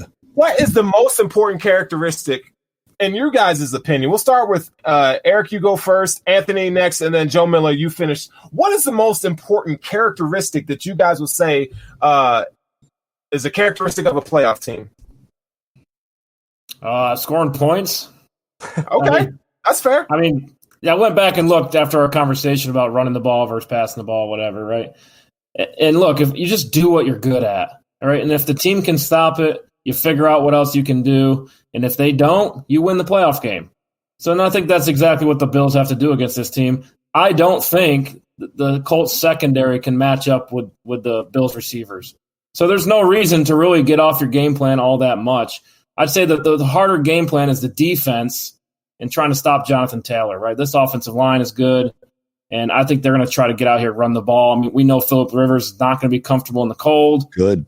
You know, after how many years in Southern California, he don't know what Buffalo cold is. No. Right, so that's just my initial thoughts. I'll leave a little meat on the bone for you guys. All right, go ahead, Anthony. The word that came to mind for me was perseverance, because it's playoff time. It's a totally new season. Yes, I agree. Play to your strengths. All of what Eric said makes sense. But now you're in a new scenario, right? Last year we played Houston, and they persevered against us. We did not persevere against them. We had the lead. They said, "All right, we're going to stay calm. We're okay with this. We know what we're going to do." And it didn't work out for our Buffalo Bills in that game. Now, and you think of other teams too. You could go to Super Bowl winning teams. Kansas City. How many times were they down by 14 points or more last playoffs? And you know what? They said, "We don't care. We can still do this. We have the confidence. We're going to persevere. We knew this is playoff time. It's time to nut up or shut up. Let's go. We can do this." And same thing when the Patriots were down in the against the Falcons, right? They know what they're doing. So perseverance is the number one thing. Any team that's going to be successful in the playoffs, for me, that's what you need. Hey, okay, I appreciate that. Hold on, Randy Hardman. Bruh, how you going to do me like that, dog? buddy, Knicks. I've never taken a nap on this show. Your voice is almost you got that southern accent. I got that southern accent, brother. I'm just like him. I just want a scat back named CJ Spiller. We got 3 other running backs in the room, but we're gonna add another. Listen, I'm T-Pain. I'm Big Daddy. I mean, yeah, you guys get me. Girls for the girls. The girls, my favorite. But here's the deal, though, Joe. I was going to say, do I get to go? You get to go. You get a chance today. I know that I blend in with my background with the black and my white face and the white and the B, like it's the white with the red. But yeah, anyway. For me, it's another P word, alliteration aside, and it's personality. There's a great deal of, I talked all season long about, and even in preseason, that this football team has the roster and has the talent to just line up and punch the other guy in the face across the line of scrimmage and just be who you are. And we saw them nerd around. That's the market dominator, everybody. So that's my guy over there, market dominator. So if you've got, I was about to do my open for the show, brought to you by the market dominator. If you've got the guys to just line up and smash people in the face, and because you're that much more talented than the guys on the other side of the line of scrimmage, then that's what you do. And we saw this team for a very long time early in the season, still kind of toying around with the whole, okay, what are they going to do against us, and how are we going to beat them? Versus, you know what? We're just going to go out there and be who we are, and we're going to crush you with who we are. To Eric's point against it, I would say this: let them run the ball all they want. Why? Because freaking Jonathan Taylor rushed for 257 yards, and they almost lost to the Jaguars. Derrick Henry rushed for 260 yards, and they almost lost to the Texans. Run the ball all you want. We're going to score 40. Yeah, and our defense is not either of those two teams, as we know. What'd you say, Eric? What up, Sean? Oh, that's your cousin. Hey, Sean. Hey. So personality is my word. Be who you are. Dance with the one who brung you. So I love you guys. All 3 of you guys made great. I love your analysis on that, and I think you guys are right. There's parts of that you could take from each and every one of you.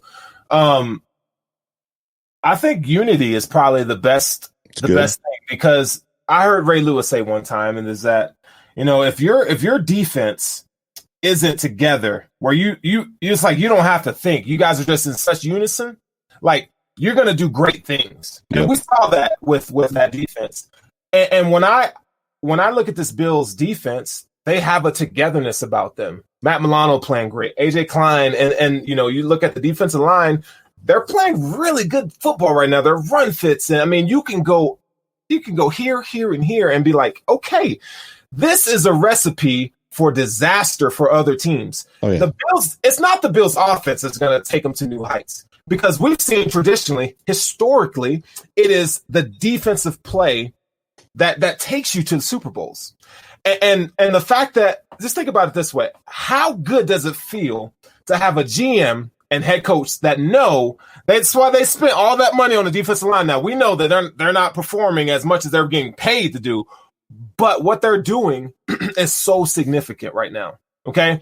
And that defense is really good. And I think we've been seeing evidences of that. I think that the Bills are third in takeaways in the league with 26 or 27 takeaways. 26 takeaways. That's a big deal. That is a very big deal coming into the playoffs. Now, this defense has gotten hot mid-season, and they've kind of kept it going on. They kind of fixed things as they went from 29 to 10. Yeah, ninth in pass defense. They're ninth in pass defense. Getting hot at the right time, right? Yeah. The defense is what's going to carry us to the Super Bowl, and the offense is going to win the damn Super Bowl. Right. Yep. And that's how we have to think as fans and guys on the couch and as analysts or whatever you want to call us.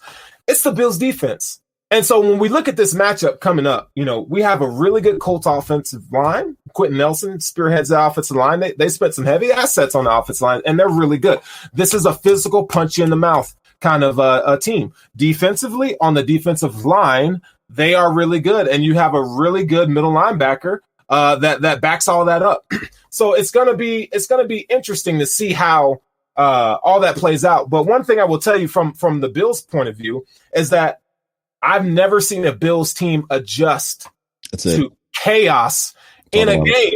The Bills do a very good job of noticing tendencies, and they make changes, not just at halftime, but after the first quarter. Look at the Miami Dolphins game. Yep. Look at the Pittsburgh game. They make changes, and I'm telling you right now, the Bills have one of the best coaching staffs, and I think you alluded to this, Joe, earlier in the show, in the league. I'm telling you, look, it's so easy to go through Bills history and look at, okay, they lost this game, they lost the Houston game, and they, so forth. But I'm telling you, erase all the memory that you have of the Bills history and look at it from what have you done for me lately? What are you doing for me right now? And what they're doing for us right now says everything that you're saying, Joe, and that you guys are alluding to, that the Bills are going to smash the freaking Colts on Saturday. To complement your word of unity, I wanted to bring this up tonight. The letter from Deion Dawkins, the Players Tribune letter, part 2 from Deion Dawkins, that was out today. If you have not read that article, every single Bills fan in the world needs to read that article. Every single sports fan in the world should read that article, because it gives you the insight into what's really going on with this team and what their mindset was in the preseason. He talks about the Diggs trade, all that. It's just an emotional roller coaster for Bills fans, because you feel the words he's saying. Everything we felt, they get it. You already schno. They schno, all right? Because he tells you, man. That might be trademarked. It's preached. They preach it. And he preaches it there, and you could feel it. I mean, reading that as a Bills fan, you can truly feel his words, because this is a united team, and they are ready for this playoffs. And man, they feel all of Bills Mafia, and they channel us in these games. And I can't wait to see it on the field on Saturday afternoon. UNITY. There you go. Who are you calling? Hey. I'm old. Hey, Joe, on a real note, and Anthony, that is a fantastic point, and thank you for bringing up that Deion Dawkins article. Joe, you know how this works, where people are unified together. Things that you can do as an organization or as a team. Synergy. Yeah, Joe, speak to me on that, bro. Well, I mean, obviously it's different in different areas, but I mean that everything that Deion Dawkins talked about in that letter was basically, he didn't say it, but it literally comes down from the top, and that's culture, and that's leadership, and that's being led the right way. And what resurfaced this week after this football game and all the pressers was be the best version of ourselves, which kind of got quiet there for a couple weeks or a couple months, kind of through the middle of the season. This coaching staff and the leaders in this room, as far as, when you're talking about Sean McDermott and the coaches, They say things, they mean what they say, and they follow it up and they back it up. And they're genuine and they love their players and their players love them. And there's something to be said for just leadership principles. And I've read a lot of books, and I know that Sean McDermott, just from the things he says, has read a lot of the same books that I've read. So all of that starts at the top. As much as there's a radio station in town that trashes leadership and culture and stuff like that, it's a very, very real thing.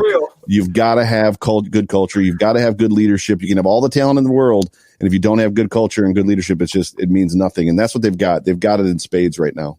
Y'all better listen to him. Joe Miller's spitting facts. My guy's spitting facts down there.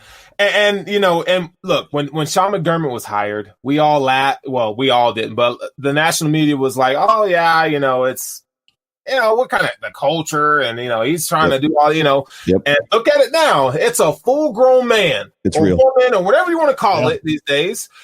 It's real. And the Bills, they've been preaching this from day one, that they have this love for each other. They do so many activities together outside of football. That kind of stuff matters in today. And so when I look at this matchup against the Colts, right, there are some things that the Bills are going to capitalize on defensively. Like, for instance, the Colts are terrible in third down situations. They're terrible.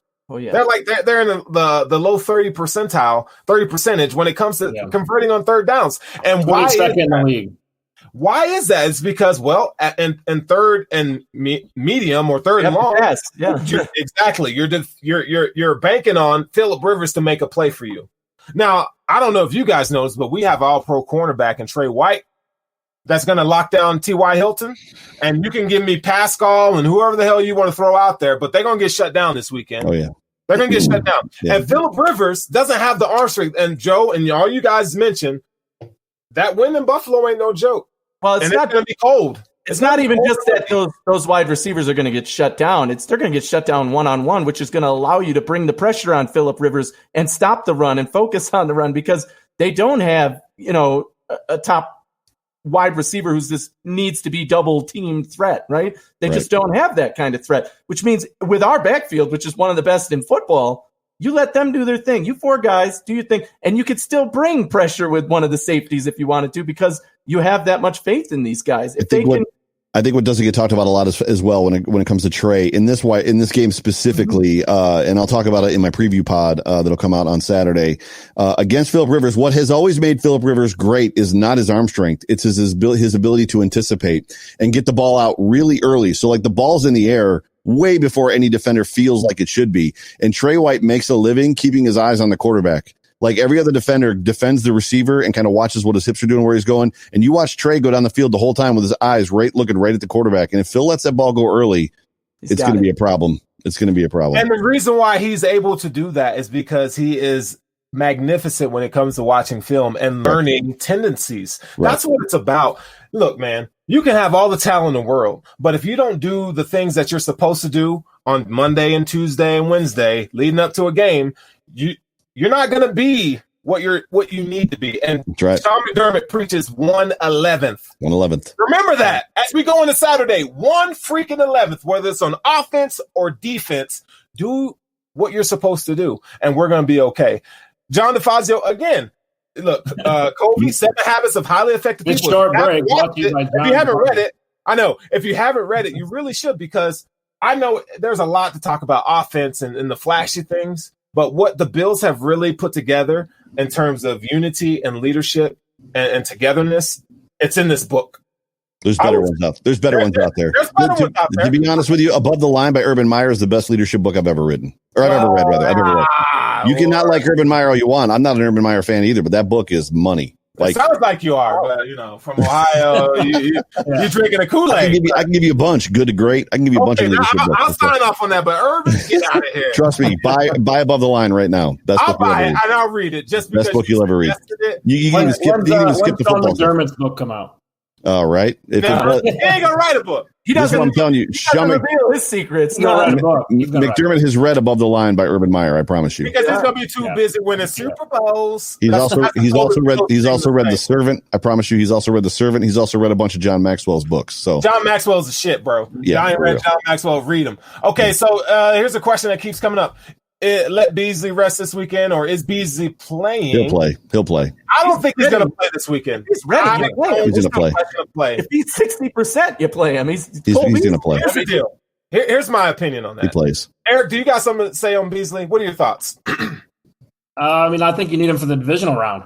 So, I'm looking up his injury right now on the Bills website. I don't think we had an update. Did he practice today?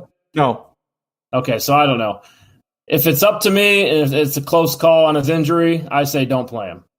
Because I think the matchup is favorable already for the Bills. Do any of us think this isn't going to be a blowout game? I don't know. It's a playoff, so it could go either way. 29, and 30 against very good defenses. You need Beasley moving forward. We're going to need him for Pittsburgh and Kansas City. I say rest him. It's my thoughts, but if he's not ready, they'll rest him. They'll make the right decision either way. Now, some of you guys' opinion, if Beasley can dress, let him dress and let him go out there and just run a couple routes. Just kind of get them thinking, okay, Beasley's on the field now. Like we gotta account for this. That would be great too. But if I had to choose, I'd say Beasley's ready for the divisional round. Because you're going to have a stiffer competition next round. It could be the Ravens. It could be the Steelers that we're looking against, right? It could be. Those things are kind of important. I'm happy that we drew the Colts. I think getting the Colts week 1 is best case scenario. Yeah, we talked about this 6 weeks ago when we did playoff scenarios. Look, you're not going to have to worry about Baltimore or Tennessee. One of those teams will be eliminated, and that's good news to me. Both those teams are hot, and I don't want to play a running team out the gate. I want to see Josh Allen take over a game, win the playoff game, get it out of the way so you can focus on the divisional round, and we'll go from there. But, drawing the Colts is a huge, huge win for this team. Getting that 2 seed was more important than I thought going in. So let me tell you.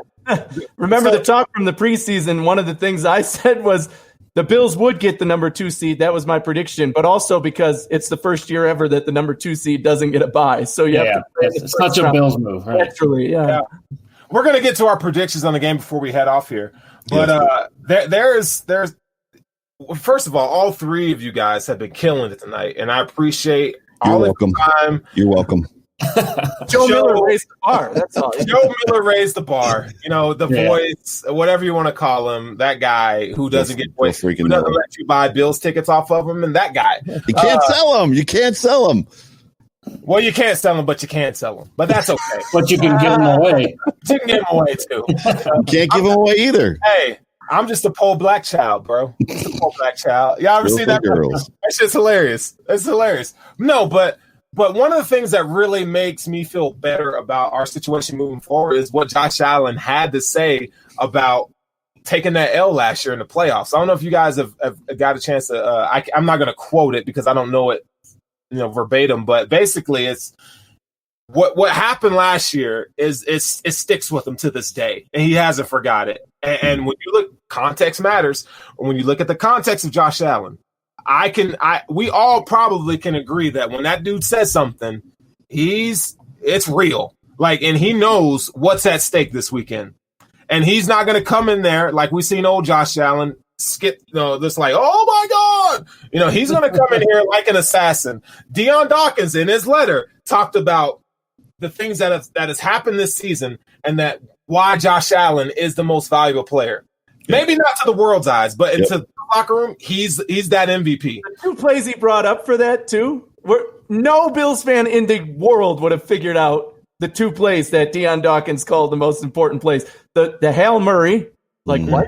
We lost that game. What? That was the most important. Why? Because the very next game they had against the Chargers, his second play was the spike after the Josh Allen touchdown or the spin of the ball after the Josh Allen touchdown, saying we're here and we mean it and we're ready to punch it in the face. And that's the energy they brought. That was an incredible article, and that's only one piece of it.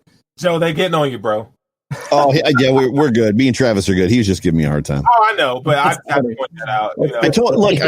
I came into the show, Joe freaking Miller. I told you I was coming in with a different personality. Right. So, got the energy. No, Joe, you're great. Okay, so, oh my God. Was that good or was that bad? Yeah. No, that's not the Texas. Oh, bless your heart. That's not like great. Yeah. So we got Kyle Pop. This is probably Bryce Pop's son. I was just going to say. How about Colts fans sending money to Patricia Allen Fund for the Bills helping them into playoffs? So this is my turn to do the super chat on this one. It's pretty damn cool, but they did they took a page out of our book. Okay, Yeah. But, look. Take it.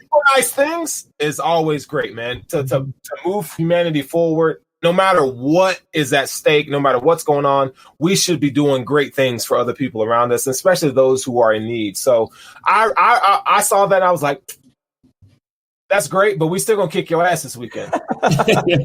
Talk to me after the game. Coming for you. We're coming for you. That's right. But no, it's totally cool, man. And thank you, Kyle. I haven't seen you on our show before, but thank you for supporting us. We really do appreciate it. And watching the show, man. I know we can get a little crazy and talk all kinds of craziness, but we do appreciate it. How appropriate is it that the team we're facing is the Colts for two reasons? One, obviously, Frank Reich is their coach, right? And he's got a lot of love for Buffalo. He's like, oh, I'm not supporting you this weekend, but I got a lot of love for Buffalo otherwise. And we feel the same exact way. After the game, we're going to hug that guy, and the crowd's going to be cheering for Frank Reich, I hope. So, because we've won the game. So, I mean, there's so much of a connection there, but also the connection to the AFC East. The first time the Bills have swept the AFC East. Ever. And shout out to Jay Spence for saying this on his show today. That got me thinking about this. And the Colts won the division, the AFC East, sooner, other than this year, before the last team won it more recent than the Buffalo Bills have. In the past 99. Yep. And now we get to face them in the playoffs as, okay, now we truly have swept the AFC East of old, gotten rid of all the skeletons in the closet, beaten the guy who we love in Frank Reich as a coach and as a leader and the quarterback that he was for us. It's coming full circle for this team. All right, so as we round out the show, let's give our quick, because we're running out of time here, let's give our quick predictions for the game. Eric, I'll start with you. Anthony, will go to you next. Joe, will finish with you. Prediction. Bold prediction. Yep. Not score, bold prediction. Okay. Done. Let's move. All right, I'm going to go 31-17 Bills, and I'll go Matt Milano gets 2 interceptions. Nice. Okay. Wow. That's a bold prediction. I'm going 31-13, and I think Phillip Rivers gets sacked 4 times and has at least 2 turnovers. Joe? 38-24 Buffalo. Jonathan Taylor has 3 touchdowns. Ooh. Ugh. I don't like that. We won. We win the football game. Yeah, but I don't like how ugly it is. I'll go 30. I'll go 34-10 on that one, and I'm gonna say. How the heck did they get to 34? Don't worry about it, bro. Yeah, no, 34 is logical. Yeah. 34, 31, 28, 28, 25, 20, 22, 19. Don't worry about it, okay? 4 touchdowns and 2 field goals. That could be the 19 crimes talking, but don't you worry about it. Yeah, 28, yeah. Listen, it's going to happen. It's going to happen. And I'm going to say Josh Allen is going to throw for 350 on that. Oh, I got that. Yeah, I'll give you that for sure. Yeah. And Eric comes in. He says 4 touchdowns, 2 field goals. Thank you very much. That's how you get that. Okay. Eric, math is hard. Okay. But anyway, man, thank you guys for everybody that came out and supported us tonight, man. We really do appreciate it. Like, subscribe. Look, the Hoof Podcast, the Hoof Live Cover 1, this is what we do. But before we get out of here, Joe, why don't you tell us what you got going on and how people can follow you? Dude, it's about to get crazy up in here. So, so after this show, so first of all, I'm the host for those of you that don't know, and I see a lot of familiar names in the chat too, which is awesome. I'm the host of the Overreaction Sports Podcast on the Buffalo Fanatics Podcast Network, brought to you by the Market Dominator, who is in the chat tonight, John Spazcheck. My show airs on Mondays post game. This week it'll actually air on Sunday post game. I also do a preview pod that previews the game that's coming up. I'm also the host of the Hump Day Hotline, which is on the Buffalo Fanatics Multicast Network on Wednesday nights, 9:00 right here on YouTube. I'm supposed to be recording with John Fina, the Off Tackle with John Fina show right now. But this show has gone long. So John's waiting for the 3 of you, just so you guys know that. That'll actually drop probably, if not tomorrow, then Thursday on the Buffalo Fanatics Podcast Network. And the guy that I'm taking to the football game, Jay Spence, and I are going to do some collabs this weekend. So there's going to be some exclusive content that's going to come out from Jay Spence and I this weekend leading up to the Bills game. So yeah, a lot of stuff going on for me. Two things. When does the preview show drop? Because the game is Saturday. Usually it's on Saturday, right? It'll come out Friday night, probably around 9-10 o'clock in the evening, depending on when I get around to recording, and then it'll be available Saturday pregame for sure. And tell John Fina I said what's up. He hung out with us here in Denver for a game this year, and John is awesome. That was actually the Arizona game. One of the coolest dudes you'll ever meet. Yeah, he is a ton of fun. Like, he is a lot of fun. Yeah. His whole family's great. Yeah. So, and by the way, for those of you that have not been paying attention on Twitter, if the Bills win the Super Bowl, there's a party at my house. John's going through a table. Yes. He's committed. He's committed to it. So he ain't inviting none of us, but Actually, me and Eric already got our invites. They got their invites. Yeah. They got sent. Yeah, somewhere. Stir for the girls. You know I love you. Hey, and for those of y'all, look, Joe's my guy. I give Joe shit all the time. That's all the time. That's what we do. Okay, all day, every day. That's what we do. So it's all love. There's no animosity there. Those of you are too serious about it. But anyway, that's what you think. I'm just kidding.